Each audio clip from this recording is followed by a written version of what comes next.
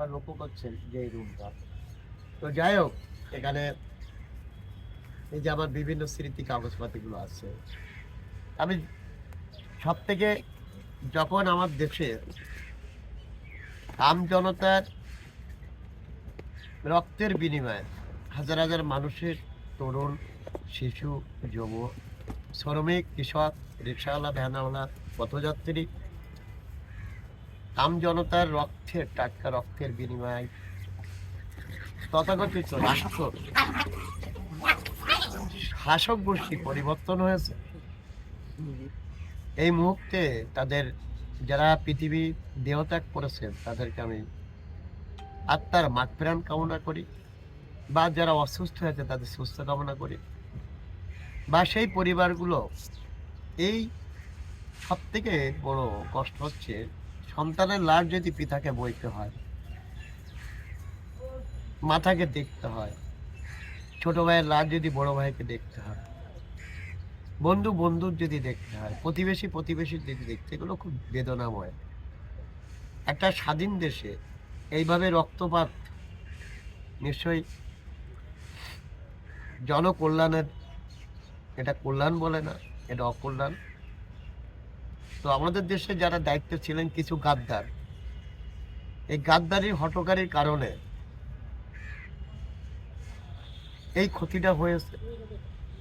এই গাদ্দার যে সংখ্যা বেশি তাও না, এরা শক্তি অবৈধ পদে কাজ করেছে, যার জন্যই এই রক্তপাতটা খরণটা হয়েছে, মানুষ দেহত্যাগ করেছেন। এটা আমাদের অর্থনৈতিক ক্ষতি হয়েছে।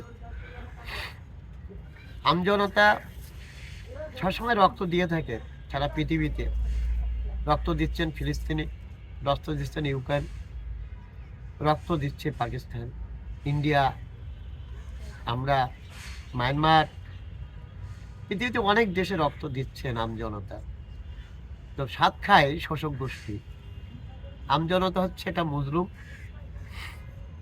কৃষক হচ্ছে এটা মজলুম, ওই রাষ্ট্রে শ্রমিক হচ্ছে মজলুম, পাখি পশু মাটি হচ্ছে মজলুম, নদী পানি প্রাণী সব মজলুম, বৃক্ষ মজলুম। তো মুসলিমদের করার আর কিছু থাকে না, মুসলিমরা ঐক্যবদ্ধ হবে, রক্তই দিয়ে যায়। এটা দাস যুগ থেকে শুরু হয়েছে। আদি যুগটা সরলতা ছিল, তখন প্রাণী মেরে সবাই আনন্দ করে উপভোগ করতেন। এই আদি যুগের পেটের ভিতর দিয়ে দাস যুগ জন্ম নিয়েছে। দাস যুগ যখন জন্ম নিয়েছিল তখন থেকে দাস দাসী শ্রেণী বৈষম্য তৈরি হয়েছে। দাস যুগের পেট দিয়ে শান্তি খোঁজ দিকে সামন্ত যুগ সৃষ্টি হয়। সেই সামন্ত যুগে আরও মানুষ ক্ষতিগ্রস্ত হয়েছে, অন্য অন্য প্রাণী ক্ষতিগ্রস্ত। সামন্ত যুগের ভিতর দিয়ে শান্তি খোঁজ দিকে কম্পিউটার যুগ। এই কম্পিউটার যুগে আরো ভয়ঙ্কর অবস্থা। আপনি জানেন দাস যুগে ছিল তীর ধনুক, অস্ত্র, ঢাল, তরফ। সামন্ত যুগে এসে কামান, রাইফেল, বন্দুক, আরো ক্ষতির দিক বেড়ে গেছে। সামন্ত যুগ পার হওয়ার পরে এবার কম্পিউটার যুগ, বোমার যুগ এসে গেল, হাতে করে ডিবন, আরো ভয়ঙ্কর ক্ষতি। সেটা আপনারা ইতিপূর্বে দেখেছেন, ফিলিস্তিনি আমজনতাকে কিভাবে স্টিল রুলার দিয়ে ইসরায়েলির গাদ্দার ক্ষতি করছে, আর আমেরিকার গাদ্দাররা স্বাগতম জানাচ্ছেন। যারা পৃথিবীতে গাদ্দার আছে তারা স্বাগতম জানাচ্ছে, আর যারা এগুলো দুঃখ বেদনা উপলব্ধি করে তারা একে ঘৃণা করছে। আমি দোয়া করি ইরানের যে বিপ্লবী নেতা আয়াতুল্লাহ খামেনি, বা ইরানের প্রতি মানুষটা যে বিপ্লবী চিন্তা চেতনা, বা ফুজি, লিবনান, সিরিয়ার যারা, ইরাকের যারা এই সাম্রাজ্যবাদী ইসরায়েলি গাদ্দারের বিরুদ্ধে যারা রক্ত দিয়ে সাহসের সাথে, দোয়া নয় ফিল্ডে যারা যুদ্ধ করছে, তাদেরকে আমি স্বাগতম জানাই। তাদের সুস্থ কামনা করে আল্লাহ যেন হেফাজত করে। ইতিপূর্বে দেখেছেন সামরিক বাহিনী যুদ্ধ হয়, কিন্তু এই যুদ্ধটা সম্পূর্ণ উল্টো। একেবারে নিরীহ আম জনতা হসপিটালে মারা, আপনার আকাশের নিচে তাম্বুতে আছে সেখানে মারা, এটা একটা জঘন্য জঘন্য জঘন্য অপরাধ। এর উপরে আর অপরাধ বলে নাই। আর পৃথিবী যারা মানবাধিকার মানবাধিকার যারা চিৎকার করে, বুদ্ধিজীবী বুদ্ধিজীবী বলে যারা চিৎকার করেন, এরা বুদ্ধিজীবী না, এরা হচ্ছে ক্যান্সার জীবী। এরা মানবাধিকার না, এরা মানবাধিকার ধ্বংস করা জীবী। আজকে বিশ্ব মানবাধিকার নীরব। জাতিসংঘ মানে আব্দুল ওয়াহিদ মনে করে এই সাম্রাজ্যবাদীদের একটা ক্লাব ঘর। তাই আমি যতটুকুনি উপলব্ধি করেছি, ইরাকে যখন যুদ্ধ হয়েছিল এই জাতিসংঘের শক্তি দিয়ে, জাতিসংঘের যেসব সদস্য ছিলেন তাদের শক্তি দিয়ে, ইসরায়েলি সেই একই গ্রুপ,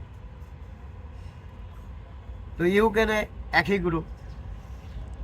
এই সাম্রাজ্যবাদীদের আভ্যন্তরীণ দ্বন্দ্বে দুই সাম্রাজ্যবাদীর দুটো মেরু হয়ে গেছে। একটা হচ্ছে আমেরিকা মিত্র, একটা হচ্ছে রাশিয়া মিত্র। তো আমজনা তো বড় বিপদে, বড় অসহায়। যেটা আমি কথা বলছি, আমার দেশের কৃষক কিছুদিন আগে সারা দেশে 3 বার করে বন্যা হওয়ায় একেবারে সর্বস্ব ফসল ধ্বংস হয়ে গেছে, তাদের মাজা উঁচু হতে পারেনি। আবার এই মুহূর্তে কি দেখছি, পেঁয়াজ রসুন ঝাল উৎপাদন করতে গিয়ে যা খরচ হয়েছে, সে খরচের কাছে তো যাওয়া অনেক দূরের ব্যাপার। এত পরিমাণ লস, আমি কোনো পার্থক্য দেখছি না। ডক্টর ইউনূসের যে টিম আর অতিথি যারা রাষ্ট্র পরিচালনা করেছেন, তার অতিথি যারা রাষ্ট্র পরিচালনা করেছেন, এদের ভিতরে আমি কোনো পার্থক্য খুঁজে পাচ্ছি না। পার্থক্য কি? এই মুহূর্তে আমি আজকে দেখছিলাম ফেসবুকে, একজন ফুলকপি কৃষক অতি কষ্টে তার টোটাল শ্রম দিয়ে অর্থ দিয়ে চাষ করে ওঠামুখি বিক্রয় নাই, সে অস্ত্র দিয়ে কাটছে, ভুঁইতে কেটে ফেলে দিচ্ছে। কত কষ্ট দেখেন। যে ফুলকপি কয়দিন পরে 100 টাকা কেজি কিনবে, সেই ফুলকপি সেই কৃষক রাষ্ট্রের কথা শুনে, কৃষি অফিসারদের কথা শুনে ধার দেনা করে ফসল উৎপাদন করে, ঝাল উৎপাদন কৃষক, আলু উৎপাদন কৃষক, পেঁয়াজ উৎপাদন কৃষক, রসুন উৎপাদন কৃষক।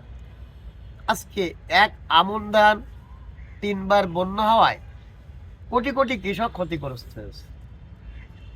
আবার সরকার উৎসাহ দিলেন, কিন্তু আবার দেখেন যারা উৎসাহ দিয়েছেন এরা সেই জমিদারদের ছাবাচ্চা। কৃষক আবার ধার দেনা করে 12,000 13,000 টাকা জমি লিজ নিয়ে আবার উৎপাদন করলেন, ঠিক ওঠামুখি, বাজার নাই, মন্দা, বিক্রি হচ্ছে না ফুলকপি, ঝাল 15-16 টাকা কেজি, আলু 30-35 টাকা কেজি। অথচ এই আলু যখন রোপণ করেছিলেন কৃষক, তখন কিন্তু 80-90 টাকা কেজি। আপনি জানেন আমাদের সব থেকে কৃষকের শত্রু আছে কৃষি অফিসাররা। যখনই ফসলে ওঠে তখন ওদের একটা আনন্দ ঢেউ বয়ে যায়, বাম্পার ফসল হয়েছে। এই বাম্পার ফসল মানে ওদেরই পরিশ্রমের ফসল। ওরা মানে বই থেকে চাষ করেছিল, খেতে গিয়ে চাষ করেছিল, তাই বাম্পার ফসল হয়েছে আমাদের পরামর্শে। এদের বেলার সব ক্যান্সার হয়ে গেছে, এদের রক্ত ক্যান্সার হয়ে গেছে। এরা সেই বুলবুলে জমিদারদের ছাবাচ্চা। আর বাজার সিন্ডিকেট অপেক্ষা করছে কখন কৃষি অফিসার বলবেন যে বাম্পার ফসল হয়েছে, তারপরের দিন ধানের 200 টাকা মন নাই, 100 টাকা নাই, ব্যাংক থেকে টাকা পাই নাই, ধান কিনতে পারছি না, ঋণ দিচ্ছে না, বাজার মন্দা, নানান রকম উপকরণ সৃষ্টি করে। কৃষকের বিক্রি করতে হবে, হালকাতা শুরু, ধার দেওয়ার ব্যাপার, তার টাকা দিতে হবে, সস্তা হলেও দিতে হবে। ঠিক কৃষকের ঘর থেকে যখন উঠে চলে আসে ব্যবসার ঘরে, তখন চাবি উঠে দেয়, তখন এই মাল 4 ডবল 5 ডবল উঠে যায়, আবার কৃষকের কিনে খেতে হয়। তখন আর একটা শোষকের টিম, ভোক্তা অভিদপ্তর, এরা মাঠে লাভ, এরা চুপ করে ঘাঁটি মেরে পড়ে থাকে। কি হয়? একটু ম্যাজিস্ট্রেট দিয়ে গৌরব সৌরভ দেখালেন, জরিমানা করলেন। যত এই পর্যন্ত স্বাধীনতার পরে এই ভোক্তা অধিদপ্তর যত অভিযান চালিয়েছে, আব্দুল ওয়াহিদ বাস্তবতার অভিজ্ঞর আলোকে বলছে তত জিনিসের দাম বেড়েছে। যত অভিযান চালিয়েছে তত জিনিসের দাম বেড়েছে। এরা আর একটা কষাই, অর্থাৎ জরিমানা করার পরে শোষকের পক্ষে এরা চলে যায়। চাপনিটি মোবাইলে বলে দেয় কালকে 20 টাকা বাড়িয়ে দেবে, আর আমরা যখন বলবো তখন বলবো এই করতে হবে, ওই করতে হবে, এই করতে হবে, এটা ঠিক না, ওটা ঠিক, ওটা ঠিক না, ঠিক। এরা হচ্ছে আর এক ভয়ঙ্কর দপ্তর। তো আমার বাংলাদেশের কৃষকরা আজকে চাষ কাজ হারিয়েছে, ধান উৎপাদন করা সরে এসছে, সবজি উৎপাদন করা সরে এসছে, গ্রাম অঞ্চলে ভাটা গড়ে উঠেছে। তার একটাই কারণে ওটামুখী কৃষক সঠিক মূল্য না পাওয়া, যার জন্যে শোষক গোষ্ঠীরা তারা ভাটা, গ্রাম অঞ্চলে ভাটা সৃষ্টি করে কৃষি জমিগুলোকে ধ্বংস করতে পারলে, কৃষি জমি যখন একটা ভাটা উৎপাদন হয় তখন মাটির প্রয়োজন। এই মাটি বিক্রি করবে কে? কৃষক। তো কোন জায়গাতে বিক্রি করবে? যেগুলো উঁচু সবজি চাষ করা হয় সেই সব জায়গার থেকে। তো বড় বড় পুকুর তৈরি করবে। এক ঘর বাড়িতে 3 ফসলের জমি ঘাটতি হয়ে যাচ্ছে। এক ইট ভাটার কারণে পুকুর কেটে 3 ফসলের জমি ঘাটতি হয়ে যাচ্ছে। ভাটার যে এরিয়া, তার চাহিদা মিটাতে গিয়ে পুকুর করতে হচ্ছে, মাটি বিক্রয় করতে হচ্ছে। তো মাটিগুলো পুড়ে যাচ্ছে। নানান রকম সুপরিকল্পিত হয়, যেমন ফারাক্কা বাঁধ, 54 নদীর ফারাক্কা বাঁধ দিয়েছে ইন্ডিয়া। গাদ্দার রাষ্ট্রপ্রধানরা যেন আমার দেশে পানি না আসে, মরুভূমি হয়। সে ওদেরও লক্ষ্য কিন্তু আমাদের দেশ কৃষি প্রধান দেশ, এই কৃষক যেন ধ্বংস হয়ে যায়। আর একটা হচ্ছে ক্যান্সার ব্যবসায়ী সিন্ডিকেট, এদের ব্লাডগুলো ক্যান্সার হয়ে গেছে। আমার ভাবতে কষ্ট লাগে যে এদের এই ক্যান্সার ব্যবসায়ী সিন্ডিকেট যখন কৃষকের ঘরে মাল ওঠে তখন এদের টাকা নাই, আবার কৃষকের থেকে যখন সরে আসে তখন ডবল সংকট। অজুহাত কি বলে? আমার বাইরের থেকে আনতে হচ্ছে, খরচ বেশি পড়ে গেছে। এগুলো এদের নাটক।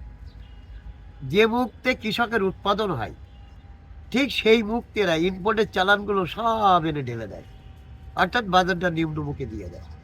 আবার কৃষকের ঘর থেকে যখন সরে যায় তখন এরা সংকট সৃষ্টি করে ফেলে। তো ওদের তো লস না, লস তো কৃষক যারা উৎপাদনে আছে। তো এই হচ্ছে অবস্থা। এবার আমি বৃক্ষর দিকে আসি। বৃক্ষ